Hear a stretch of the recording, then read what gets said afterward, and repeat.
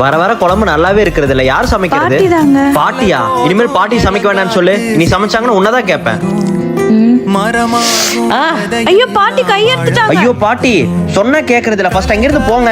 நம்மளுக்கு என்னாச்சுன்னு பார்க்காம நம்மளையே திட்டுறான். அம்மோ நான் கடைக்கு போயிட்டு வந்துடுறேம்மா.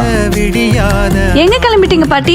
வேற பாட்டியாவே மதிக்கிறது இல்ல. யார் சொன்னாங்க? அவன் என் மேல பாசமே இல்லம்மா. விடமா நான் போறேன். பாட்டி ஒரு நிமிஷம் அவரை பத்தி முழுசா தெரிஞ்சுட்டு போங்க. சின்ன காயங்கறனால பரவாயில்ல, இது பெருசதாச்சும் ஆயிருச்சுன்னா ஐயோ இனிமேல் பாட்டி எதுவுமே செய்ய விடாம பாத்துக்கணும். ஏங்க நான் சமைச்சது எப்படி இருக்கு? நல்லா இருக்குமா. என்னங்க அவ்வளவுதானா? ஓ உங்க அம்மா சமைச்சிருந்தா பாராட்டி இருப்பீங்க. அப்படிலாம் இல்லம்மா, எனக்கு உன்னை விட எங்க அம்மா விட எங்க பாட்டி வைக்கிற குழம்பு தான் எனக்கு ரொம்ப பிடிக்கும். அவங்களோட கைப்பக்கம் யாருக்குமே வராது. ஏன் அன்னைக்கு சண்டை போட்டீங்க? அவங்க வயசானவங்கம்மா, இதுக்கு மேல அவங்க வேலை செய்யக்கூடாது.